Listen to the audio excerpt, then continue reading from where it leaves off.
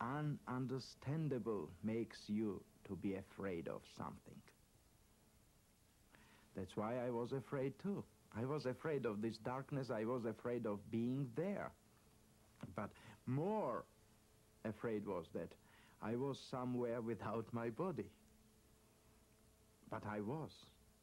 And I was a scientist, you know. I worked on idea of psychology and languages, you know. I learned physics, I learned chemistry, I learned many other physiologies, anatomy, and all it was based on dialectical materialism, historical materialism. And in my idea it was impossible to be somewhere without your body. Where is my main component, my life, my body? You know, I was scared to death, but I was already dead. And that was the amazing feeling, to understand that you are, but you are not, if you think you are. If I think, I thought, I am. But if I am, and if I think, why cannot I think positively what's happening around me? And I began to think about light. I saw light outside of darkness, and it shocked me. But first feeling which I had was to come to that light. The first thought which came to me was to go into this light. And I had that movement. They describe to us how they seem to be drawn into an enclosure of some sort. They often call it a tunnel. And they go through this tunnel quite rapidly, and they come out on the other side into an incredibly brilliant and warm and loving light. Don't know exactly how I entered the tunnel, or just at what point, but it was when the guides had asked me, and I said yes, and I feel myself going in an upward motion. The tunnel is not too big, just seems for one person to go one at a time. It doesn't touch you, or I didn't reach out and touch the walls, but it's black, and I feel myself going up and looking at light, bright light at the end of the tunnel.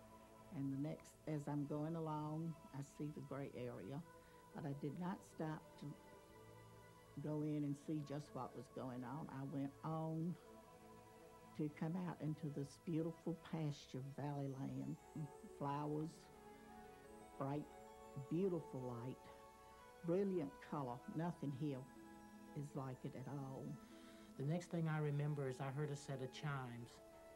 And as I looked at an angle, probably 35 or 40 degrees, I could see a tunnel.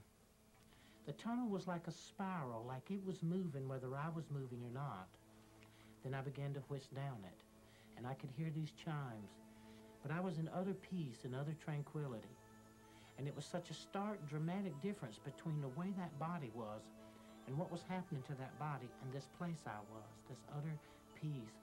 As I moved closer to the light, I was kept being surrounded and filled with this love of like, I can't describe it except when you haven't seen your parents in a long time. If you've been away from your family, and when you first see your mom and your dad, that feeling when you're a small kid, that feeling that you get. I knew I was safe, I knew everything was peaceful, and I knew it was right. As I came into the tunnel, came through the tunnel, I came into a place much like walking out of a dark room into a bright room, as if my eyes were trying to adjust to this brilliant light. The contrast between the brilliant light of the lightning bolt and the brilliant light that was in the tunnel was another thing that was quite dramatic. Because this light was so brilliant and so bright, it passed through me, it permeated me. It and I became one. For years now, we've been using the expression of seeing the light at the end of the tunnel.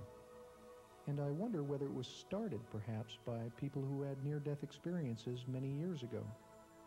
In fact, I've been shown some paintings of just this scene that were done several hundred years ago. In the 15th century, the Dutch painter Hieronymus Bosch even painted this theme in his painting Ascent of the Blessed, In the foreground and the bottom of the painting, we see people who are dying, and as they are dying, they're surrounded by spiritual beings who attempt to turn their attention upwards. Above them, there's a tunnel which goes off into the distance, and at the end of the tunnel is a very bright light. As these people go through the tunnel, they kneel reverently into the light. So we know then that these experiences have existed among human beings from time immemorial.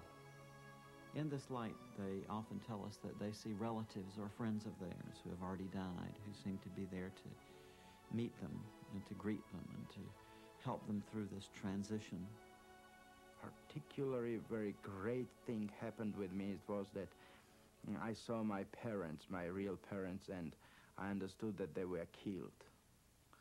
And they were killed by KGB in Moscow, and I was happy of this. It sounds very ridiculous, but you know, I was happy because I was thought that I was abandoned by them.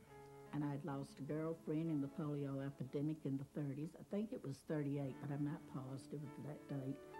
And she assured me that everything was fine and she was happy. And I also saw my grandparents coming to meet me. I had never known my grandfathers. They had both passed away before I was born. But I did know my grandmothers and my mother also. And as I'm there, this baby appears to me. And he says, "Hi, I'm your brother." And I said, "I don't have a brother." And we don't talk as I'm talking to you. There was no way of misunderstanding. It was more like it was mental telepathy. And he shows himself to me as a small infant, dressed in a cap and a little long dress with a knitted sack over it, booties and socks, and tells me to look me over now and remember how I look this way. And you can tell our father when you get back, and he'll tell you it's happened. And when I was able to talk to him, my dad said, "Well, I don't know how you knew that, because nobody but your mother and the doctor and I knew about these things."